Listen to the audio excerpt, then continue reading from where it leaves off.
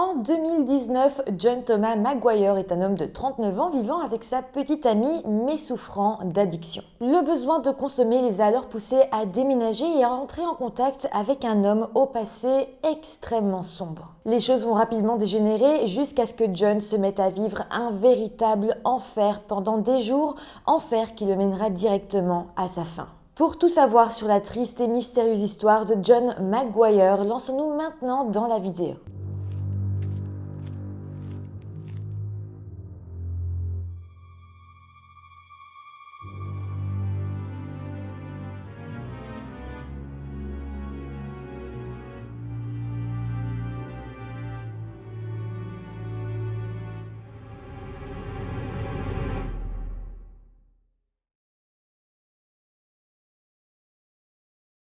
Hello tout le monde, j'espère que vous allez bien. Aujourd'hui, on se retrouve pour une histoire extrêmement sombre. On va parler ici de torture. Vraiment, c'est une histoire qui m'a fait là aussi beaucoup de peine. On parle ici d'un homme victime. Ça change un peu d'habitude, je parle plus souvent de femmes victimes. Mais voilà, ici, pour le moment, on va parler d'un homme et c'est important de dire que les hommes aussi peuvent être des victimes et eux aussi peuvent vivre des histoires juste atroces. Avant de commencer, je tiens à remercier Oli Energy qui sponsorise cette vidéo. Oli est la marque de boissons énergisantes et de thé glacé parfaite si vous voulez prendre soin de vous, de votre santé et de la planète. La marque vous propose des boissons énergisantes qui sont sans sucre, vegan, renforcées en vitamines et faibles en calories avec des arômes naturels. Si vous êtes accro aux boissons à base de caféine, c'est clairement le moyen d'en consommer de manière plus responsable. En plus de prendre soin de votre corps, avec Oli, vous prendrez aussi soin de la planète. Avec un pot de poudre Oli comme celui-ci, vous remplacez 50 canettes. Oli est aussi une marque qui a un grand éventail de choix. Elle vous propose également une gamme de thé glacé qui se présente également sous forme de poudre et qui vous permet de vous faire un délicieux thé glacé en quelques secondes. Là encore, vous prendrez soin de vous car les thés glacés sont riches en vitamines et en antioxydants. Et puis, je ne vous en ai pas encore parlé ici, mais j'ai testé récemment le matcha thé vert, citron et menthe qui est juste délicieux. Si vous ne le savez pas, le matcha est vraiment connu pour renforcer votre système immunitaire, donc je trouve ça parfait pour l'arrivée de l'automne. Si encore vous êtes indécis, n'hésitez pas à commander leur pack découverte qui vous permettra de tester plein de goûts différents. En tout cas, n'hésitez pas à aller faire un tour sur leur site en barre de description et profitez dès maintenant de 5 € de réduction sur votre première commande avec le code Phoenixia5 et avec le code Phoenixia, vous aurez également 10% de réduction sur toutes les commandes suivantes. Aussi, les boissons sont livrables absolument partout dans le monde. Donc voilà, n'hésitez pas à aller retrouver Oli sur leur compte Instagram. Tout ça sera mis dans la barre de description. N'hésitez pas à cliquer sur le lien pour aller vers leur site internet, regarder un petit peu tout ce qu'ils ont et n'hésitez pas à utiliser donc mon code promo pour vous faire de petits achats. Bon, maintenant que tout ça est dit, lançons-nous dans la vidéo. John Thomas Maguire est né le 17 décembre 1980 aux États-Unis dans l'État de l'Alabama, dans la ville de Opelika. On n'a que très peu d'informations sur son enfance et sur son adolescence, mais on sait que John avait pas mal d'amis et que ceux qu'il fréquentait le trouvaient vraiment drôle, intentionné et selon eux, John était le genre de personne avec qui on savait toujours de quoi parler. Mis à part ça, comme je vous l'ai dit, John a grandi en Alabama et était extrêmement fier de son état. Il aimait énormément les États-Unis et était très fier d'être un sudiste. D'ailleurs, il avait un fort accent du sud. Ses amis lui avaient même donné le surnom de Bama pour Alabama et c'était un surnom que John portait très fièrement. Au point de vue un peu plus personnel, lorsque John est devenu adolescent et puis jeune adulte, il a commencé à avoir de sérieux problèmes de drogue. Il semblait un petit peu perdu dans sa vie, il n'avait pas vraiment fait d'études, mais il semblait quand même avoir une idée en tête, c'était de fonder une famille. Au début de sa vingtaine, il a alors déménagé et s'est installé dans l'état du Minnesota. C'est là que John a rencontré sa première petite amie qui s'appelait Angela et avec elle, il va aussi avoir son premier enfant, une petite fille qu'il va appeler Justice. John est alors resté en couple avec Angela pendant plusieurs années et puis les deux ont malheureusement fini par se séparer. Après ça, John a eu 5 autres enfants de femmes différentes. On sait qu'en tout, John a eu 6 enfants, que tous ces enfants ne viennent pas de la même femme. Je pense qu'il a eu plusieurs enfants avec Angela, mais j'ai pas trouvé exactement le nombre d'enfants qu'il a eu avec Angela et le nombre d'enfants qu'il a eu avec d'autres femmes.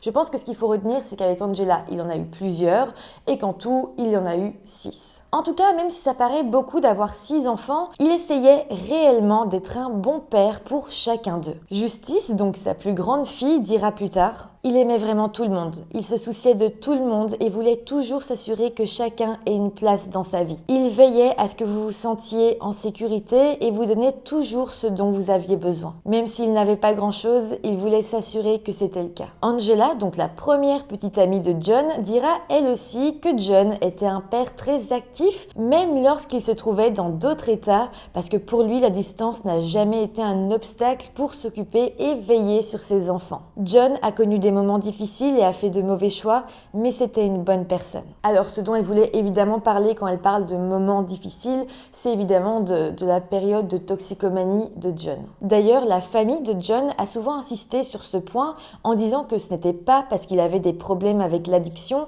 que John était une mauvaise personne. Ils avaient vraiment peur que quand on se penche sur l'histoire de John, on ait simplement cette idée du toxicomane et c'est tout, alors que non, John était bien plus que ça et c'était vraiment une bonne personne. Mais bon, pour en revenir à sa vie, en 2018, il avait donc 38 ans et ses 2 premiers enfants étaient déjà adolescents et lui sortait avec une nouvelle femme qui s'appelait Amanda McClure. Pour vous parler un petit peu d'Amanda, elle a grandi dans une famille adoptive. On a peu d'éléments sur son éducation, mais je pense que ça a dû être assez difficile pour elle de ne pas grandir avec ses parents biologiques. On sait aussi qu'elle avait une sœur qui s'appelle Anna, mais par contre on ne sait pas non plus si les 2 sœurs ont grandi ensemble dans le même foyer ou si elles avaient 2 familles adoptives différentes. Par contre, ce qu'on sait, c'est que les 2 sœurs avaient été retirées de la garde de leurs parents lorsqu'ils étaient encore enfants, parce qu'en fait, leur père avait été arrêté. En fait, leur père biologique, Larry McClure, avait été arrêté pour pédophilie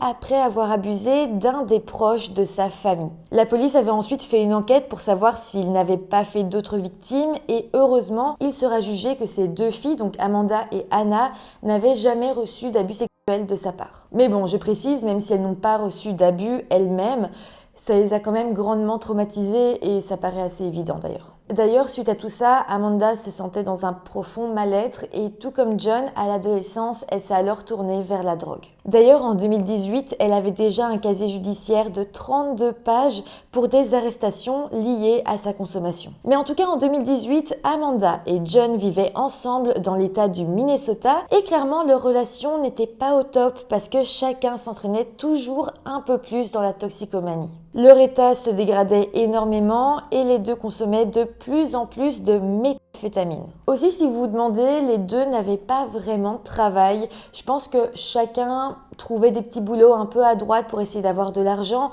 mais ils n'avaient pas de travail fixe. Ils faisaient ce qu'ils pouvaient pour essayer de gagner quelques dollars par-ci par-là, mais clairement les 2 ne travaillaient pas vraiment. Une année va alors passer et au début de l'année 2019, les 2 consommaient toujours énormément et là, ils commençaient sérieusement à manquer d'argent. Tellement d'ailleurs qu'un beau jour, les 2 se sont retrouvés sans argent et sans cet argent, eh bien, ils ne pouvaient plus acheter de méthamphétamine et donc ils sont retrouvés en sevrage malgré eux. Alors si vous ne savez pas, un sevrage c'est quelque chose qui est extrêmement violent pour le corps, surtout quand il n'est pas encadré médicalement. Ça procure à la personne des crampes, des nausées, des vertiges, un état de grosse confusion, des contractions musculaires et j'en passe. L'état de John et Amanda était donc juste incontrôlable et ils sont comme passés en mode survie. Ils avaient besoin de se sentir quelque part en sécurité et surtout ils avaient besoin de retrouver de la méthamphétamine ou une autre drogue qui pourrait les aider à vaincre ce sevrage forcé. Donc dans cette situation d'extrême urgence, Amanda a alors proposé à John d'aller dans l'état de Virginie occidentale. Alors pourquoi là-bas? Eh bien c'est parce que Larry, le père biologique d'Amanda, y vivait, donc oui, on parle bien de son père qui avait fait plusieurs années de prison pour pédophilie. On n'a jamais eu vraiment d'explication par rapport à ça, on ne sait pas pourquoi Amanda a pensé en premier lieu à son père biologique parce que elle l'avait pas énormément connu, c'était pas le genre de personne avec qui elle entretenait une relation épistolaire ou à qui elle téléphonait de temps en temps. Non, vraiment, c'était son père biologique. Elle avait grandi avec sa famille d'accueil, c'était eux avec qui elle se sentait bien, c'était eux qu'elle considérait vraiment comme ses parents. Donc voilà, pourquoi est-ce qu'elle a été chez son père biologique et pas chez sa famille d'accueil? Ça reste un grand questionnement et on n'a jamais eu la réponse. Personnellement, et ça me paraît la chose la plus logique, je me dis que si elle a opté pour Larry, son père, c'est parce que lui aussi était dans une situation où il était addict et donc sans doute qu'elle s'est dit que si elle allait chez lui, elle aurait un toit au-dessus de la tête déjà, mais surtout une plus grande facilité à se procurer de la drogue. Mais bon, je précise, ça c'est juste ce que moi je me dis, mais il n'y a pas de preuve de ça. En tout cas, au début du mois de février 2019, Amanda et John sont montés à bord de leur voiture et ils ont pris la route jusqu'en Virginie occidentale. Le problème est que pendant qu'ils traversaient l'État de l'Indiana, leur voiture est tombée en panne. Ils n'avaient donc plus aucun moyen de se déplacer et c'est là qu'Amanda a eu l'idée d'appeler Larry, son père, pour qu'il vienne les chercher. Mais bon, Larry, qui n'était pas un père très aimant et dévoué, va dire qu'il n'avait pas trop envie de se déplacer tout seul, qu'il n'avait pas envie de conduire, donc il a essayé de trouver une combine pour que quelqu'un d'autre s'en charge. Il va alors appeler sa seconde fille, Anna, et va lui demander si elle accepterait d'aller chercher sa sœur et son petit ami en Indiana pour les dépanner. Anna va alors accepter, en fait son père lui avait vraiment vendu ça comme c'est le moyen de se retrouver, d'être à nouveau tous les trois, de relier des liens. Et évidemment, Anna, comme Amanda, vivait avec un trouble affectif. C'était quand même une situation très étrange, très malsaine. Et donc, cette idée de renouer des liens avec sa sœur et son père, d'être tous ensemble, l'a convaincue. Et elle s'est dit, ok, je vais prendre ma voiture, aller chercher ma sœur et on va passer du temps tous ensemble. Elle va donc rouler des kilomètres et des kilomètres jusqu'à arriver chez son père en Virginie occidentale.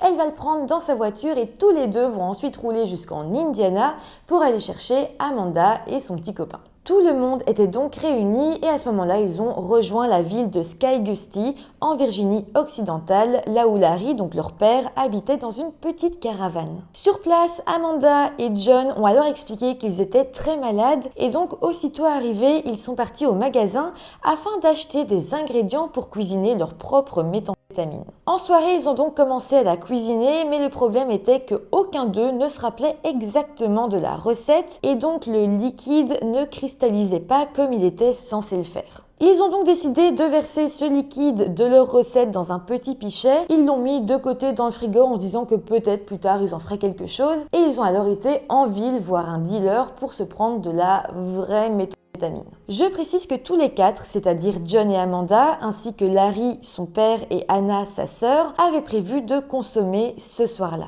Donc tous ensemble ont été en ville, ils ont acheté ce dont ils avaient besoin et une fois rentrés chez eux, tous les quatre ont consommé. Par la suite, pendant presque 4 jours, ils ont tous été sous l'effet de la drogue en permanence. Il faut se dire qu'à ce moment-là, l'ambiance était un peu étrange, ils étaient tous un peu dans des univers parallèles et ils avaient tous de longues discussions sur la vie. Parfois, Amanda se mettait toute seule dans une pièce avec son père, puis ils parlaient ensemble. John, lui, se retrouvait tout seul avec Anna, donc il parlait un peu avec elle, mais c'était vraiment bizarre. Il y avait comme un peu de cachotterie, un peu... Voilà, c'était une ambiance très étrange. Au début, ces discussions secrètes paraissaient un peu anecdotiques, mais à un moment donné, Anna, donc la sœur d'Amanda, va se rendre compte que Amanda et son père semblaient avoir des discussions secrètes à propos de quelque chose en particulier. Autre chose, à un moment, on sait que John a été voir le père d'Amanda et il lui a à son tour demandé de lui parler en privé. On va à ce moment-là apprendre que John, quand il s'est retrouvé face à Larry, il lui a dit qu'il aimait réellement sa fille et qu'il avait envie de l'épouser, qu'il avait envie de se fiancer avec elle. Et à ce moment-là, on sait que Larry s'est énervé, il a dit que non, il ne voulait pas qu'il épouse sa fille. Et après ça, les discussions secrètes se sont accentuées entre Larry et ses filles. Vraiment, il y avait quelque chose de palpable dans l'atmosphère, il y avait une tension. On savait que Larry était en permanence assez énervé contre John, mais il n'en parlait pas, il n'était pas violent, c'était juste quelque chose de palpable. Alors je sais que ça peut paraître très brouillon comme description, mais dites-vous que c'est ce qui s'est passé pendant que 4 personnes étaient sous l'effet de drogue dure. Ces personnes en ont parlé après, donc c'est normal que tout ça soit très brouillon. C'est brouillon pour eux et donc c'est brouillon pour nous. En tout cas, petit à petit, 2 semaines sont passées et le 14 février est arrivé, donc le jour de la Saint-Valentin. Pour cette occasion, tous les 4 ont eu l'idée de s'organiser un petit quelque chose. Ils se sont alors dit qu'ils allaient préparer un petit repas spécial pour la Saint-Valentin et donc ils ont été au magasin et ont acheté des steaks et des pommes de terre. Le soir venu, ils se sont préparés leur repas et John est d'ailleurs sorti à un moment et a acheté une bouteille de vin qu'ils ont partagé tous les 4. Ils ont alors mangé, bu du vin et une fois le repas terminé, tous les 4 ont pris de la méthamphétamine comme ils le faisaient en fait depuis 2 semaines. Donc là, ils sont tous les 4 assis dans le salon et à un moment donné, Larry, donc le père, va proposer à tout le monde de jouer au jeu de la confiance. Il va pas vraiment expliquer ce que c'est, mais là, tout le monde va accepter, ils vont se dire « why not, autant jouer, on est bien, allons-y ». Larry a alors été dans la cuisine et a ramené une des chaises de la table à manger. C'est là qu'il a alors demandé à John s'il voulait être le premier à jouer et John a accepté. Il lui a alors demandé de s'asseoir sur la chaise et puis une fois assis, Larry a attaché les jambes de John au pied de la chaise. Selon Anna, au moment où les pieds de John ont été attachés à la chaise, Larry a changé totalement de comportement. Et Anna dira même qu'à ce moment-là, elle a vu son père arborer le sourire le plus effrayant qu'elle n'avait jamais vu. D'ailleurs, John a lui aussi semblé voir ce changement de comportement, voir ce sourire, et là il a un petit peu paniqué, et donc il s'est penché pour essayer de libérer ses pieds, et il a dit qu'il n'avait plus du tout envie de jouer. Mais là, et c'est assez dingue, au moment où il s'est penché pour se détacher, Amanda, donc sa petite amie, a pris la bouteille de vin qui était vide et a frappé sa tête extrêmement fort, tellement fort que la bouteille a éclaté en 1000 morceaux sur le sol. Là, on ne sait pas si John a été totalement assommé, mais en tout cas, il n'était plus vraiment lui-même, il était un peu dans les vapes. Et quand il est revenu à lui, on ne sait pas combien de temps plus tard, mais en tout cas, quand il est revenu à lui, il était à ce moment-là entièrement attaché, ses mains étaient liées, ses jambes étaient vraiment liées à la chaise, il ne pouvait plus bouger, il ne pouvait plus s'enfuir. Là, on va comprendre qu'en fait, Larry était dans un délire absolument complet à cause de la drogue et que ses 2 filles, Amanda et Anna, l'étaient tout autant que lui. On ne sait pas vraiment qui est entré dans ce délire en premier, ni depuis combien de temps il l'était, mais tous étaient en fait persuadés que John était un agent fédéral du gouvernement. En fait, une fois que John est revenu à lui, qu'il s'est rendu compte qu'il était attaché à la chaise, Amanda, Anna et Larry étaient comme ça au-dessus de lui, ils le regardaient intensément et Larry s'est mis à crier « Qui es-tu » John va leur donner son nom et son prénom, puis lorsqu'on va l'accuser d'être un agent fédéral, il va assurer que non et va même donner son numéro de sécurité sociale pour prouver qu'il était une personne normale. Mais là, les choses ont commencé à totalement dégénérer et Larry, Anna et Amanda se sont alors tous mis à battre John à chaque fois qu'il niait être un agent fédéral. Là par contre, peut-être que vous vous demandez si tous pensaient réellement qu'il était un intrus et c'est vraiment difficile à dire. Est-ce que vraiment tous les 3 étaient persuadés qu'il était un agent fédéral? Est-ce que c'était seulement l'un d'entre eux? Est-ce que c'était plutôt quelque chose de prémédité et ils ont fait semblant d'être dans un délire? On ne sait pas. En fait, cette histoire de délire, du fait de penser qu'il était un agent fédéral, c'est Larry et ses filles qui l'ont raconté ensuite aux enquêteurs. Mais on ne sait pas s'ils ont dit la vérité, c'est impossible de le savoir. Donc ça, c'est simplement le récit. Mais peut-être que tout était prémédité.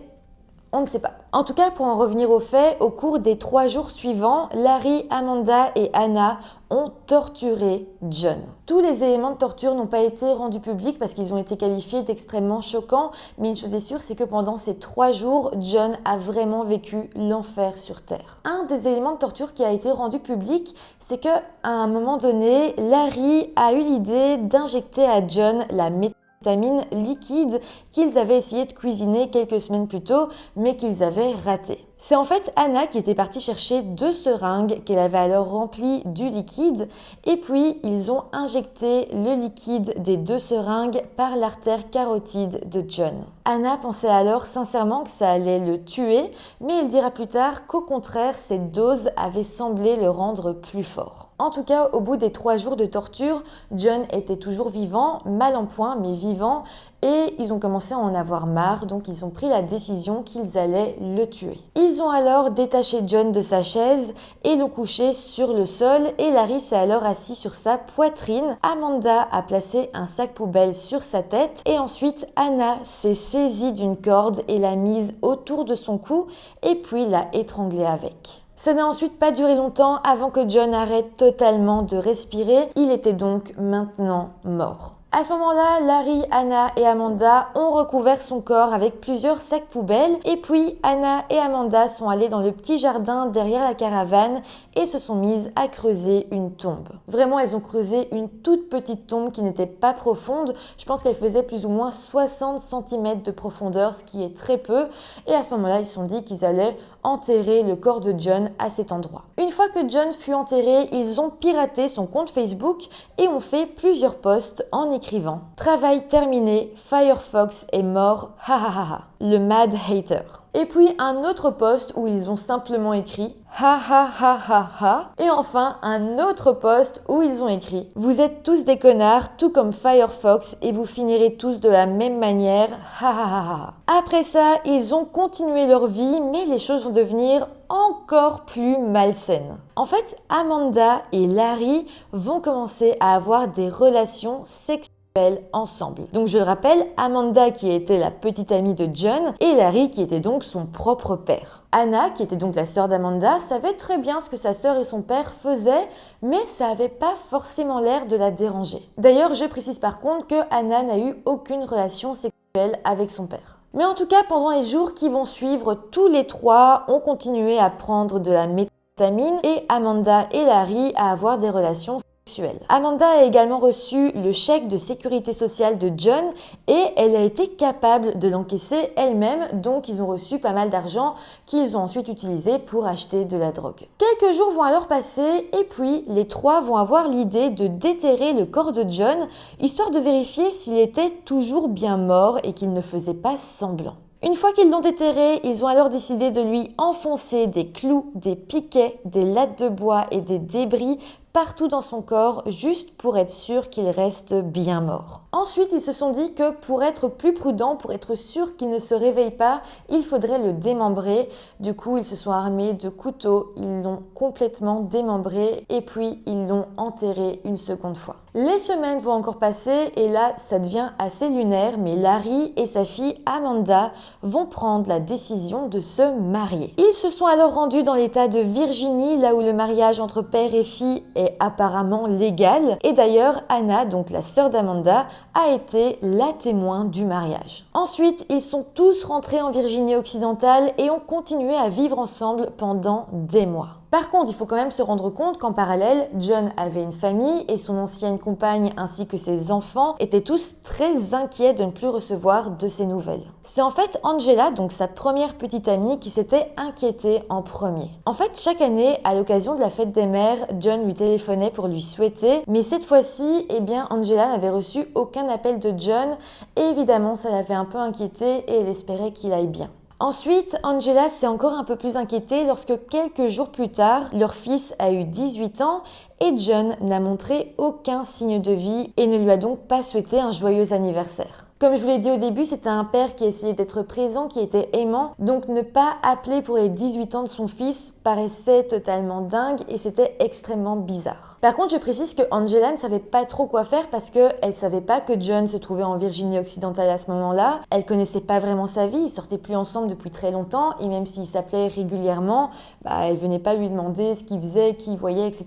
Donc elle n'avait pas plus d'informations sur où il pouvait être et ce qu'il était bien en train de faire. Mais bon, malgré tout, elle essayait de le joindre par téléphone, elle n'y arrivait pas et plus les jours passaient, plus elle commençait à s'angoisser et plus elle se disait que peut-être quelque chose de terrible lui était arrivé. L'été 2019 est alors tout doucement arrivé et les proches de John se sont enfin décidés à appeler la police pour signaler sa disparition. Ça faisait donc à ce moment-là déjà plusieurs mois qu'il n'avait donné aucun signe de vie. En parallèle, cet été-là, Amanda et Larry, donc le père et sa fille, qui étaient maintenant mariés, ont déménagé au Kentucky. Par contre, rappelez-vous que Larry avait été incarcéré pour pédophilie et donc il était toujours considéré comme délinquant sexuel. sexuelle et était donc obligé de s'inscrire sur la liste pour référencer chaque endroit où il se trouvait. Vous savez, aux États-Unis, quand on a un délinquant sexuel qui s'installe dans notre ville, dans notre rue ou quoi que ce soit, il y a moyen de consulter sur Internet la liste des délinquants sexuels et de voir s'il y en a ou non dans notre rue. Les personnes concernées sont obligées de s'inscrire sur cette liste, c'est comme ça, mais Larry, lui, a décidé de ne pas le faire. Mais bon, rapidement, la police s'en est rendu compte et au mois de septembre 2019, il a été arrêté. Là, les choses vont devenir encore plus dingues parce que Larry va être emmené au poste de police. Il va être questionné sur pourquoi il ne s'est pas inscrit sur cette liste. Et là, Larry ne va pas vraiment répondre à cette question, mais au contraire, il va avouer le meurtre de John. En fait, Larry va avouer avoir été présent lors du meurtre de John, mais va dire aux enquêteurs que tout ça était de la faute de sa fille/femme, Amanda, qui avait absolument planifié tout le meurtre. Il précisera aussi que c'était son autre fille, Anna, qui avait fini par tuer John en l'étranglant avec une corde. Il a alors donné à la police des détails sur comment le meurtre avait eu lieu et a même révélé où se trouvait le corps de John, c'est-à-dire dans son jardin en Virginie occidentale. Quelques jours plus tard, le 24 septembre 2019, les autorités ont retrouvé la dépouille de John là où Larry l'avait indiqué. La police l'identifiera rapidement et annoncera alors à toute la famille de John la triste nouvelle. Évidemment, tout le monde a été dévasté et d'autant plus lorsqu'ils ont appris les conditions atroces de sa mort et les 3 horribles jours de torture qu'il avait subis. Mais en tout cas, suite à ça, Larry, Amanda et Anna ont tous été arrêtés et placés en détention provisoire. Larry et Anna ont été accusés de meurtre au 1er degré et Amanda a été accusée du meurtre au 2e degré en échange de son témoignage contre Anna. Mais il faut savoir que tous les 3 ont décidé de plaider coupables. En fait, chacun d'eux ont tenu à s'excuser et ont réellement semblé avoir des remords pour leur meurtre qu'ils jugeront eux-mêmes comme parfaitement inutiles et sans mobile. Lors de l'audience au tribunal, Amanda s'est même tournée vers la famille de John et les a suppliés de lui pardonner ce qu'elle avait fait. En même temps, pour tenter de la défendre et d'expliquer son geste, l'avocat de Amanda évoquera alors les abus qu'elle avait reçus de la part de son père et sa famille adoptive viendra même à la barre pour la défendre et dira qu'ils avaient élevé Amanda, qu'ils la connaissaient et qu'ils savaient à quel point son père avait une immense emprise sur elle et que potentiellement, si elle avait décidé de l'aider à tuer John, c'est parce que c'était Larry, son père, qui à la base avait eu l'idée. C'est d'ailleurs assez probable vu que Larry a semblé se mettre assez fort en colère lorsque John lui a demandé la main de sa fille et comme juste après Larry s'est marié avec sa fille, je me dis que peut-être il a été jaloux et qu'il aurait comme planifié le meurtre de John en faisant croire à ses filles que c'était elle en fait qui le planifiait. Je sais pas si vous comprenez bien ce que je veux dire, mais en tout cas Larry aurait vraiment manipulé ses filles et au final ça aurait été son idée de tuer John. En tout cas au final Larry a été condamné à la prison à perpétuité sans possibilité de libération conditionnelle et on peut donc être sûr qu'il passera le restant de ses jours entre les barreaux. Amanda de son côté a reçu une peine de 40 ans de prison et ce fut également le cas de Anna qui dira tout de même pour se défendre qu'elle avait participé au meurtre et à la torture simplement parce que Larry avait menacé de tuer ses enfants si elle ne le faisait pas. Donc ici avec tout ça on a des éléments d'explication mais ça reste extrêmement flou parce que je le reprécise, ils ont tous maintenu la version des faits comme quoi ils étaient dans un délire à cause de la drogue et qu'ils pensaient que John était un agent du FBI ou du gouvernement, enfin voilà. Donc voilà, ça reste quand même assez compliqué de savoir si tous étaient conscients de ce qu'ils faisaient ou si ils étaient réellement dans un délire un peu bizarre. Ça reste compliqué, dans tous les cas ils étaient sous l'effet de la drogue, donc j'imagine que leur conscience était quand même fort altérée, ce qui évidemment ne pardonne rien. En tout cas, c'est comme ça que se termine cette histoire. N'hésitez pas à me dire en commentaire tout ce que vous en avez pensé, toutes vos théories, si vous croyez réellement qu'ils étaient dans un délire ou non, si vous pensez que c'est Larry, le père, qui a manipulé ses filles, ou si elle-même était consciente de ce qu'elle faisait et qu'elle le voulait. Voilà, n'hésitez pas à débattre en restant toujours respectueux. Merci beaucoup. Aussi pour terminer cette vidéo, je vous rappelle d'aller en barre de description et de cliquer sur le lien pour visiter le site de Holly en utilisant mes codes promo si vous avez envie de vous acheter des thés, des boissons énergisantes, enfin voilà. N'hésitez pas à vous abonner à la chaîne, ça me fait énormément plaisir, à mettre des petits pouces en l'air. Et moi, je vous dis à très vite pour une nouvelle vidéo. Bye.